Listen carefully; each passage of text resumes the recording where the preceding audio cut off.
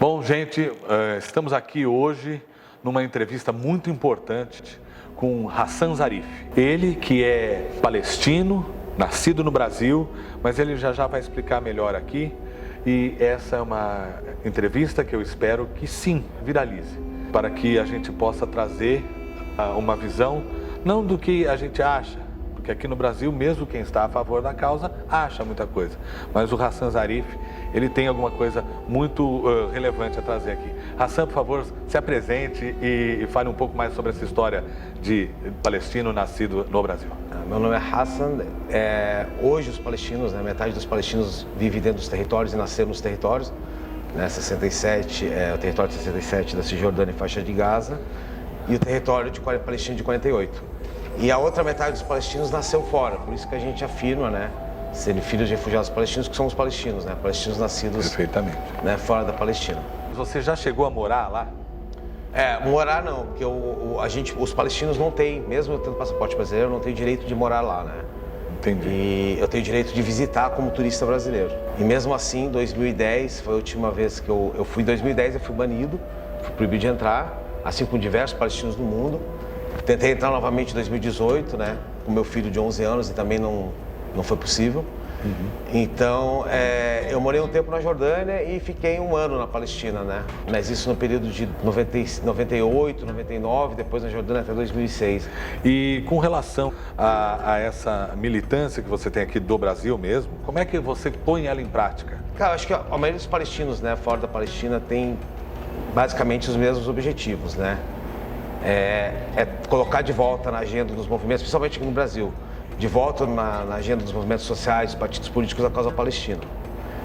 Discutir, fazer atividades, se organizar e levar, Porque hoje, com tudo os absurdos que a mídia está colocando, está bem claro, também nas respostas de quem defende a causa palestina, algumas pessoas que defendem a causa palestina, mas que não conseguem ter uma profundidade de argumentar em alguns momentos, você vê que falta muito do embate, da discussão e trazer as questões palestinas de uma forma mais profunda. Então, esse é um trabalho que a gente faz aqui. Nessa próxima semana a gente vai ter aqui uma mostra de cinema de filmes palestinos, depois debatendo caso a caso, debates, palestras. Então, essa é uma forma. Ao mesmo tempo, também a gente se organiza aqui. A gente passou aqui um período de 4 anos de bolsonarismo, de extrema-direita no poder. Essa extrema-direita, não só pelo fato de estar aliado com Israel, mas combate a extrema-direita no mundo inteiro.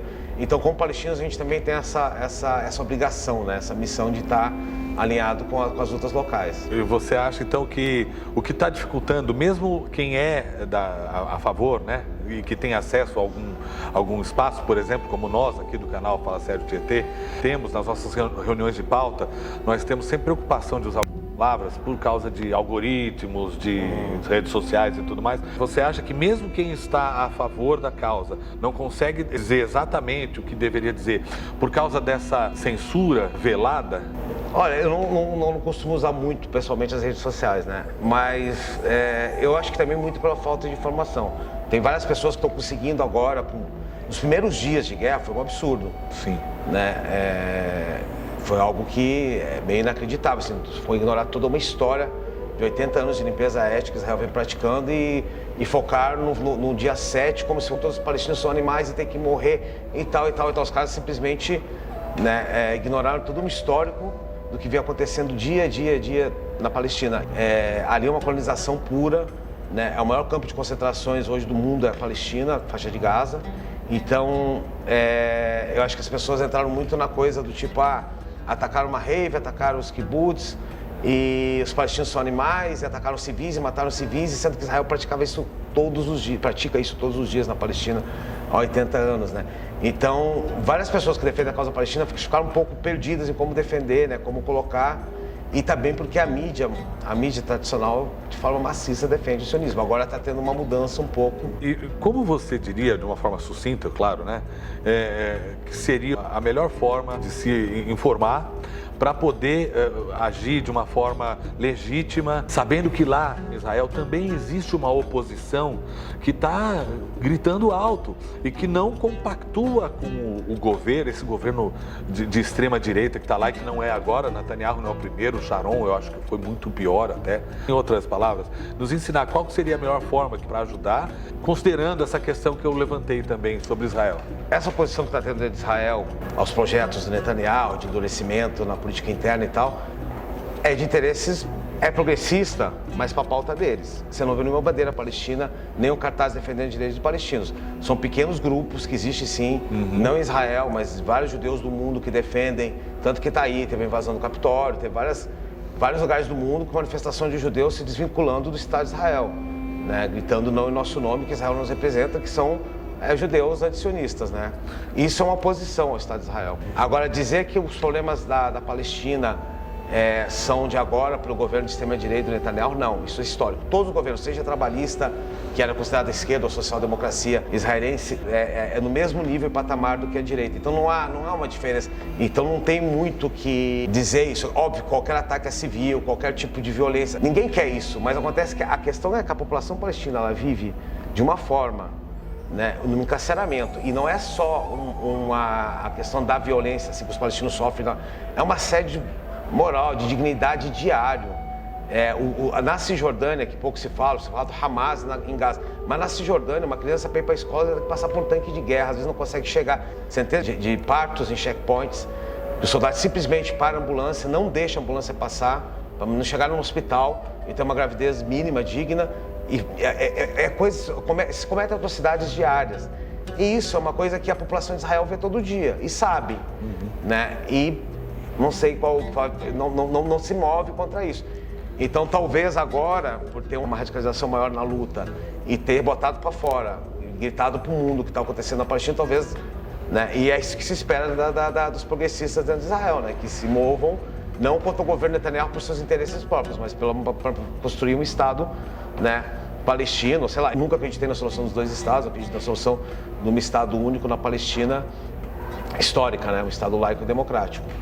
Então, está na hora deles começarem a abrir os olhos e começarem a querer construir isso com os palestinos, né? E dando continuidade, temos aqui alguns grupos e alguns canais que são canais amigos, que a gente chama, nossos canais parceiros, e todos eles têm essa linha progressista. Alguns vão bem mais à esquerda, mas de qualquer forma, nós aqui trouxemos algumas perguntas. A primeira pergunta vem do Paulo Augusto, ele é dono do grupo Socialismo Hardcore, que tem uma página no Facebook, foi ele que inclusive nos indicou aqui e foi através dele que nós o conhecemos.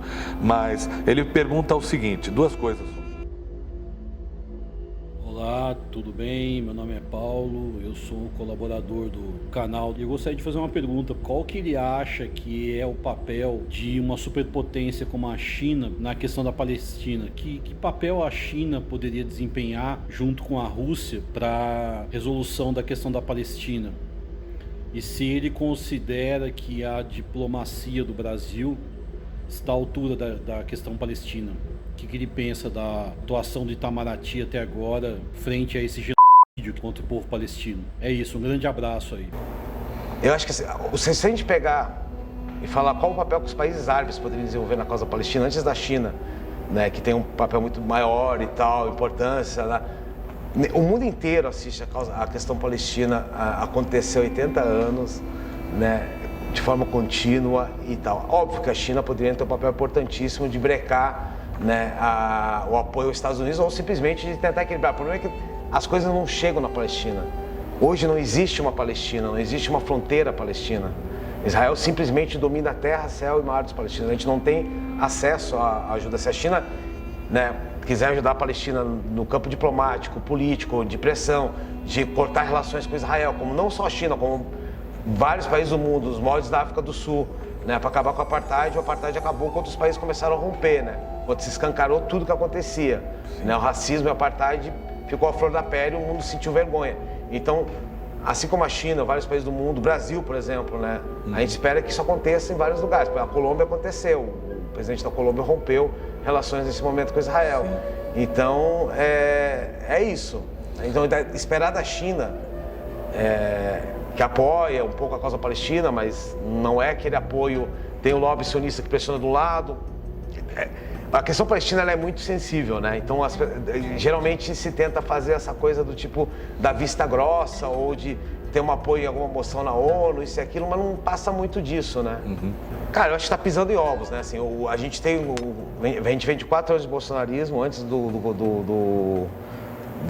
da extrema-direita da direita chegar ao poder, do golpe e tal. O Brasil tinha relações, o governo do PT tinha relações fortes com Israel, tinha relações, defende o Estado palestino. Obviamente que hoje o Itamaraty está em outro parâmetro comparado se fosse hoje o governo Bolsonaro, talvez estivesse mandando tropas para a Palestina, né? Para Israel, para combater os palestinos. Mas a gente quer bem mais do que isso, né? E não assim da gente querer como palestinos, porque, a questão é, você tem uma Palestina acontecendo em Gaza, não é um massacre, é uma limpeza ética, os caras estão jogando bomba, isso não precisa ser dito, né? Todo mundo está acompanhando, então o governo brasileiro, no mínimo, deveria romper imediatamente relações, mas é difícil esperar isso, né? Vindo do período que a gente vem, né? Aqui no Brasil, das coisas que estão acontecendo, de um setor evangélico sionista que está pressionando de todos os lados, mas pelo menos que haja um rompimento de relações, né? Comerciais, pelo menos, ou militares, né? É o mínimo. E agora vamos para a pergunta do Nelson Davis. Ele é um militar reformado, ele é progressista, nacionalista, né? E ele é dos 2 canais. Ele tinha o canal Falando de Guerra e agora o Falando Geral. Ele fez algumas perguntas bem rápidas aqui. Olá, amigos. Meu nome é Nelson Davis, criador dos canais Falando de Guerra e Falando Geral. Eu gostaria de saber, na sua visão de palestino, né, como é crescer na Palestina, na faixa de Gaza, ou seja, na Cisjordânia, né? Como que pensa as crianças, como que é a educação, o que vocês pensam a respeito, né? Se tem alguma perspectiva de vida, de futuro, porque é fácil a gente julgar daqui de longe, né? Ou tentar analisar aqui de longe, mas vocês que viveram, né, nasceram nesse lugar, se criaram, como que é a visão do palestino em relação ao mundo? Vocês se sentem abandonados? Um abraço aí ao nosso Fala Sério Tietê. Um abraço a todos e até mais. Como acompanha a questão palestina a vida toda, assim, a gente tem uma noção do que acontece em Gaza. E Gaza ela é totalmente fechada desde 2007. O acesso à água, à energia elétrica, é tudo controlado por Israel. Não tem fronteira, não tem permissão para as pessoas saírem e entrarem. Permissão dos palestinos, é tudo concedido por Israel. Sim. E a economia também, os impostos em Gaza são gerados para Israel. Então, Gaza não é só um lugar onde Israel usa para laboratório, para armas ou para... Além de tudo, tem a questão econômica. Israel rouba, né, a vida, além de roubar a vida das pessoas, rouba o dinheiro das pessoas através de impostos, de venda de mercadorias, de produtos que estão vencidos. Gaza, para Israel, além de tudo, é um lugar lucrativo, né? Então a vida em Gaza é uma vida, né? É uma vida que tem toda essa questão da exploração, mas a gente fala de Gaza como se Gaza também fosse um lugar só trágico. Não, Gaza tem uma vida cultural, tem uma vida ativa. As pessoas em Gaza sonham, as pessoas em Gaza vivem, as pessoas em Gaza têm uma perspectiva de liberdade. Então, tem toda uma tragédia em Gaza que faz com que Gaza também se torne forte, né? Então, apesar de todo o processo, né, de ocupação e tudo, o povo palestino manteve, né, bem ativo a questão educacional. Você tem níveis educacionais na Palestina, apesar de toda a tentativa de Israel de fazer com que as pessoas né, tenham que trabalhar, tenham que... Então, você tem a vida social na Palestina, ela sempre foi, né, desde o começo do século passado, ativa. Ao contrário do que Israel fala, a Palestina em geral, você tinha uma sociedade ativa, né? Mesmo com a queda do Império Otomano, com a chegada do mandato britânico e tal, mesmo com toda a questão do colonialismo sionista, a criação do Estado de Israel, a Palestina ela sempre existiu, ao contrário do que tentam colocar, e sempre teve uma vida social, uma vida, né, forte dentro da sua sociedade. Então, mesmo com toda a tragédia da colonização, uma das formas de resistir na Palestina é exatamente o processo educacional, cultural muito forte. Então, é óbvio que você cresce num estado, né? A gente não tem um estado, você cresce com uma colonização, uma ocupação militar forte e com práticas e as atrocidades que eles cometem, porque é absurdo, não é não é uma coisa, talvez daqui a uns anos a gente entenda o que esteja acontecendo lá, de fato, né? Mas é isso, a Palestina, ela com toda a tragédia do povo palestino tem uma poeta palestina que fala isso: nós acordamos todo dia de manhã e ensinamos vida, né? Porque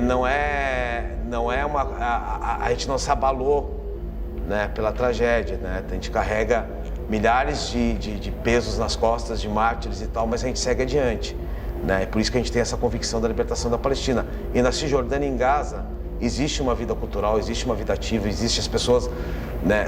Existem as famílias, ao contrário do que as pessoas vivem em família, em sociedade, estudam, dançam, cantam. Nós temos também na nossa equipe do Fala Sério Tietê o Walter Andrade. Ele é um jornalista lá de Jaboatão dos Guararapes. Enfim, ele faz as seguintes perguntas.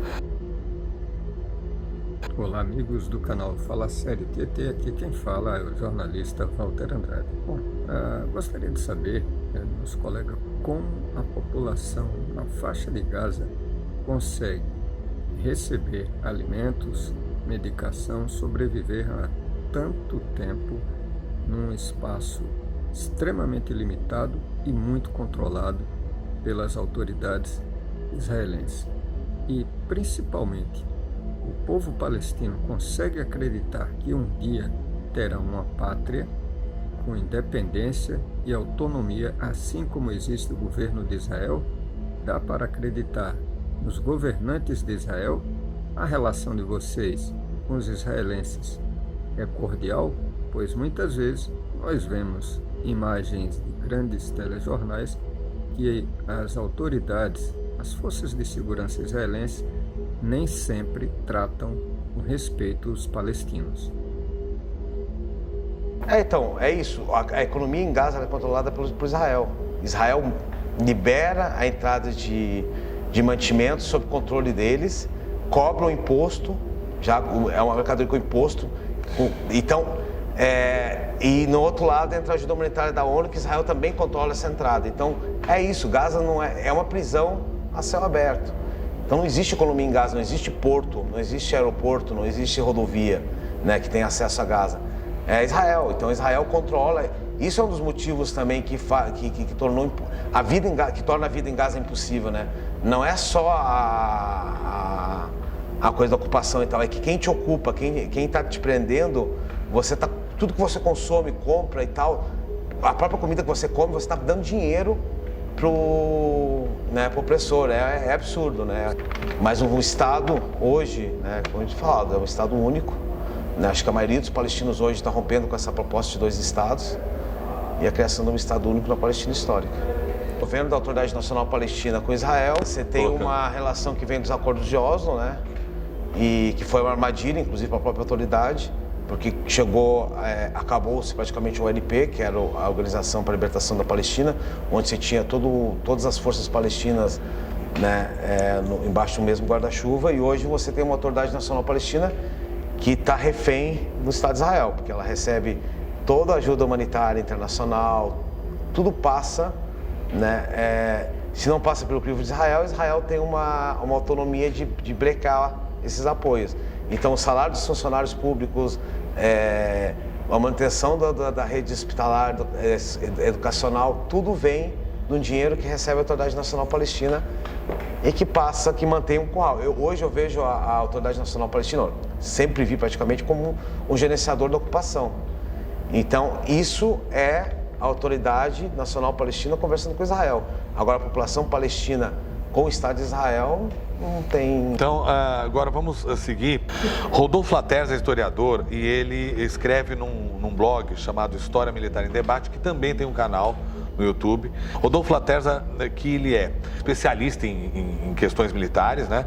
E ele pergunta o seguinte: os palestinos ainda apoiam majoritariamente a OLP, a Organização de Libertação da Palestina, ou as facções ligadas ao Hamas, né, que tem um caráter mais islamista, principalmente pelo fato do Hamas ser ligado à Irmandade Muçulmana, historicamente? Não, olha só, o Hamas ele surge no momento que a OLP ela passa a ser substituída pela Autoridade Nacional Palestina nos acordos de Oslo. Mas o Hamas, como o LP, todos representam, né, uma parcela da população palestina. O Fatah, Frente Popular, Frente Democrática e tal. O Hamas é um partido, é um movimento, né, de libertação nacional. Eu, por exemplo, particularmente, por ser de esquerda e tal, tenho diferenças com o Hamas. Porém, essas diferenças que existem entre os palestinos e os partidos palestinos é um problema dos palestinos interno, que vão se resolver dentro do Estado palestino. Um lado oprimido e um lado opressor. Né? Tem um colonizador e outro colonizado. Então a gente luta por libertação. Então, depois, dentro do Estado palestino, se houver diferenças ideológicas e tal, se resolve dentro de um Estado democrático. Não é o mundo que vai dizer pra gente condene o Hamas porque o Hamas é islâmico, ou o Hamas é isso ou é aquilo e tal. Olá, pessoal. Gostaria de saber, no cenário atual do conflito entre palestinos e o Estado de Israel, esse conflito está ligado diretamente ao governo Netanyahu e os Estados Unidos, ou ele se estende indo além, incluindo aí a sociedade civil? Um forte abraço, pessoal.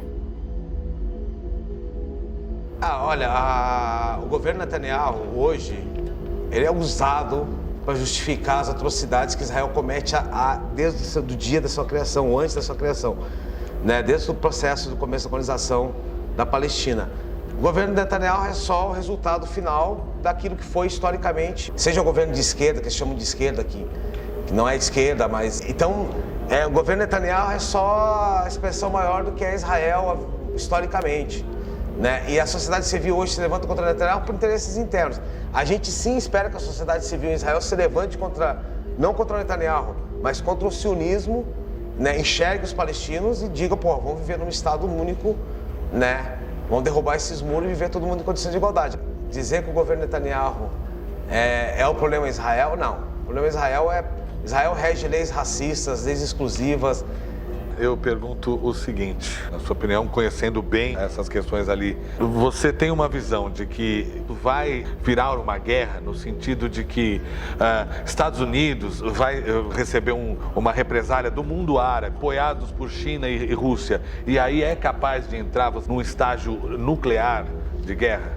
Não, eu acho que os Estados Unidos estariam fazendo seu papel, a comunidade europeia, que sempre foi proteger Israel, de condenar os palestinos. Os países árabes estão fazendo o mesmo papel, que são ditaduras, que acabam ali tentando abafar as manifestações populares e tal. O que eu acho que pode acontecer é que haja, de fato, levantes populares dentro dos países árabes. Chegou um ponto em que o mundo árabe está olhando e sentindo vergonha de ser árabe, né? Por tudo que está acontecendo com os palestinos. Está acontecendo uma do lado do Egito. Né? Você tem notícias de como o serviço de inteligência do Egito notificou Israel do ataque que haveria no dia 7.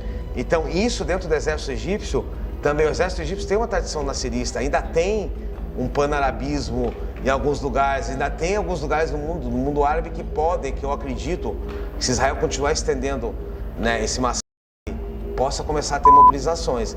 Eu acho que aí, se isso acontecer, né, se a gente conseguisse que alguns países se levantassem no mundo árabe, eu acho que aí nem os Estados Unidos e nem... Não tem, vai ter que ter uma negociação de paz, vai ter que chegar a algum acordo sobre a questão palestina e tal. Então, mas eu acho que não, a guerra se estender e tomar um parâmetro desses, eu acho que não. O Irã é a Pérsia e a Turquia lá é o turco, né? Esses movimentos que eles estão fazendo, qual a sua opinião sobre esses levantes, aí sim, populares, da Turquia e depois também do Irã? Cara, a Turquia, o povo turco, né, os levantes, manifestações que está tendo na Turquia, né, são populares e tal. Agora o governo do Erdogan, que muita gente vende como um governo e tal, o governo do Erdogan faz manobras militares com Israel. Teve a flotilha há poucos anos que o Erdogan era presidente, em que o exército de Israel matou 5 turcos. Ele rompeu relações por algum tempo e depois voltou. Então não tem esperança nenhuma no governo Erdogan. Tenho no povo turco. Assim como eu acho que com a pressão do povo turco pode recolocar ele em outro lugar, né? E o Irã, assim, o povo iraniano apoia, né, historicamente o povo palestino. O governo do Irã também, às vezes Israel e Irã precisam um pouco do outro, né? Mas eu não acredito que o Irã vai ser uma força, até porque não tem, acho que tem um isolamento do Irã, né, no cenário, que eu acho que se ele estendesse muito, né, ele poderia, né, sofrer sérios ataques e tal, e talvez não seja o interesse dele, né, e tão longe pela causa palestina. E tem o Hezbollah, que é apoiado pelo Irã, que está no sul do Líbano e tal. Mas assim, eu vou te ser bem sincero, eu acho que todos os movimentos árabes, muçulmanos, tudo que está naquela região, no entorno, seja ele o que for, de fato, se fossem progressistas, se tivesse interesse na causa palestina de fato, a gente teria a fronteira, por exemplo, agora tu fala, o Bashar al-Assad virou um defensor da causa palestina. O Bashar al-Assad massacrou os palestinos nos campos de refugiados e sempre foi um lugar seguro na fronteira com Israel. O Hezbollah, né, depois dos acordos no sul do Líbano, manteve uma fronteira mais segura ali e tal, que impede os palestinos também de chegar. Tudo bem, tem a questão interna do Líbano, de entrar numa guerra com Israel e tal, mas tipo, nenhum país árabe faz um esforço pela causa palestina, mas não existe uma força progressista árabe que vai. A Jordânia são 400 quilômetros de fronteira segura para Israel. Então, por isso que a gente acredita que se há mobilizações nesses países, os próprios povos, né, os povos palestinos que estão lá, junto com os povos árabes, seus irmãos árabes conseguiriam, né, ter uma mobilização, criar frentes de protestos e tal, e chamar, né, brecar o que Israel está fazendo. Eu tenho só uma reflexão rápida.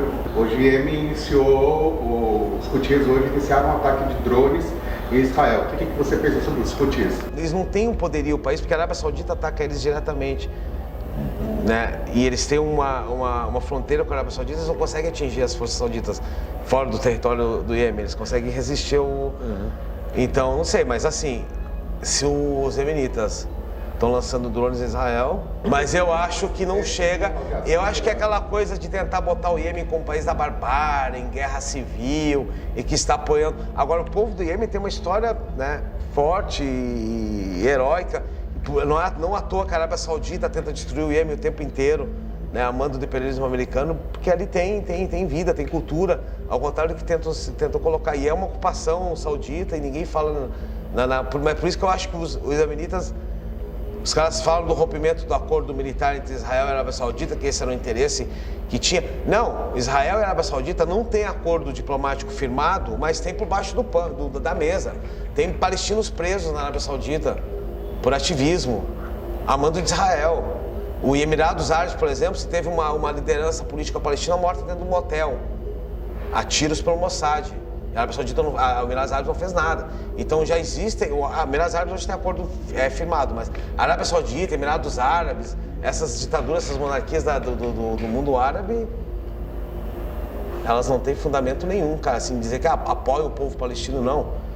Assim a gente espera que a questão palestina derrube essas monarquias e a gente acabe apoiando os povos árabes. Eu acho que a Arábia Saudita é um pouco mais complicado porque eles têm muita grana, eles conseguem manter né, uma casta política bem estabilizada e tal, e usam operários de fora, e é uma exploração sem precedentes ali, mas eu acho que países que tem o Iraque, por exemplo, você tem a Síria, tem o Líbano, você tem Jordânia, o Egito, né? Você tem outros países árabes, né, que eu acho que são até pela muito mais proximidade também, pela história, pela luta, do que pensar em Arábia Saudita e Bahrein e tal. Eu tenho um desprezo total pela Arábia Saudita, por Emirados Árabes, por esses países. O Qatar tem a Al Jazeera, pelo menos, né? Vamos lá. Tem a Qatar Foundation, tem algumas coisas que tem uma perspectiva cultural, jornalística e tal. A Arábia Saudita e o Emirados têm ilha artificial para gringo passar bem, enquanto que o Sudão, que é outro país muçulmano, ou Somália, outro mundo islâmico, né? Porque eles têm Meca e Medina e ganham milhares de dólares com isso, passam fome, né? Então é uma ostentação mega capitalista que um dia eles têm que pagar essa conta, né? Bom, e daí, para encerrar então, o que você acha que talvez a gente não tenha abordado, uma pergunta que a gente não tenha feito, algo que você gostaria de dizer? Aproveita que é seu aí o momento. Tem uma questão muito importante, né? Quando você fala dos reféns israelenses, né? A gente tem 5.500 reféns palestinos dentro de Israel. Entre eles, mulheres, crianças, pessoas que estão lá há mais de anos, sem nenhum tipo de condenação ou julgamento, simplesmente encarceradas, com uma renovação de uma prisão administrativa a cada 6 meses. Então, para a gente, a libertação dessas pessoas é importantíssima. São pessoas que deram a vida pela causa palestina sem nenhum tipo de violência, simplesmente por um ativismo. A gente tem que lembrar, pouco se fala sobre os presos palestinos, né? Durante tudo isso, se fala dos reféns israelenses E os nossos presos são reféns, e há muito tempo, e com maus tratos, tortura e tal. Então, lembrar que tudo também se move para a libertação deles. E é isso, gente, tem uma perspectiva sim, por toda a tragédia que está acontecendo. A gente não está vendendo a coisa do tipo, falando, se colocando como vitimização, vítimas de tudo e tal. Não, tem uma resistência que está lá. É possível sair dessa prisão. Foi colocado nos postos de Gaza. Então, existe uma perspectiva, sim, de vitória, de luta e de mudança, né? Essa tragédia em Gaza vai ter que cessar. E se não cessar, vai chegar num ponto que Israel não vai ter como sustentar isso. O mundo todo está observando, acho que isso lembra muitos fatos da história. E eu acho que é isso. A gente não está só chorando, a gente está olhando para frente e falando que há perspectivas de libertação, sim. Ô Hassan, qual o recado que você daria para o brasileiro para poder entender melhor, já que o Brasil, no cenário internacional, em questão de diversidade, é um país pacífico? Eu acho que é o que a gente tenta fazer aqui, que as pessoas procurem se informar mais, né, sobre a questão palestina de forma mais profunda, mas é difícil dar esse recado, sendo que a gente ganhou uma eleição com menos de 1%, né, de um bombardeio de fake news, de piroca de mamadeiro e de abacaxi, em que a população e tal. Mas eu acho que isso não é só para a questão palestina, é para uma forma geral, né, que as pessoas busquem saber a fonte, o que é real, o que não é, buscar os fatos e não ficar refém de alguma bolha, né, que se cria, né. E é isso, a gente tem a gente tem que lidar com um setor evangélico que durante a pandemia era negacionista, durante a eleição apoiou o governo Bolsonaro de forma cega e que agora está se alistando para lutar em Israel. Então, eu não sei qual é o recado que a gente poderia dar de uma forma particular na questão palestina, porque se a pessoa acordar disso, dessa anestesia que a gente está vivendo aqui, ela vai entender a questão palestina. Isso está ficando... Essa polarização que teve aqui no Brasil, também ela está se mostrando agora. Só que dentro das tais forças progressistas que acho que enxergaram no bolsonarismo extremo, apoiaram o golpe e tal, tem muito sionismo, tem muita gente que está defendendo Israel, que você fala, caramba, o cara agora estava detonando o governo Bolsonaro como... Tem uma hipocrisia na mídia inacreditável. Ao mesmo tempo, eu já vi jornalistas que buscaram informação um pouco mais e estão mudando o ponto de vista. Não só com os ataques, né, a Gaza. Eu acho que as pessoas também, com o tempo, né, falam, peraí um pouquinho, vamos ver isso melhor. É porque tem acesso, a informação está aí, né? Só tem que saber acessar. Tem a questão das redes sociais. Chocou muito eles terem tirado o sinal de internet agora, essa semana, porque, afinal de contas, durante a década de 80 não existia isso, na década de 90 não existia isso, nem no 2010, até 2000 e pouco, as redes sociais elas não tinham o poder que elas têm hoje. E o que eu vejo, eu estou vendo pessoas que elas têm ali o canal, elas usam aquele canal para mostrar o que não está na grande mídia, e aí elas são derrubadas. Daí elas criam outro canal e são derrubadas. Mas elas continuam, quer dizer, de certa forma, um desses 4 canais que o sujeito criou lá e que ele tinha mais seguidores, daí ele foi criando, um deles chega em alguém que nunca viu. Não tinha isso, né? Não tinha isso, 30 anos atrás. Ao mesmo tempo, você tem canais da direita que falam uns absurdos que, a gente começa a tremer. É óbvio, eu acho que está tendo também É que a gente demorou muito tempo no campo da esquerda para entender as redes sociais, né? Sim. E para reagir. Eu acho que agora, nesse momento, a galera aprendeu a reagir, né? Porque a gente ficou muito tempo vendo os bolsonaristas tomando tudo e a gente achando que era normal, né? Mas é isso. Hassan Zarif.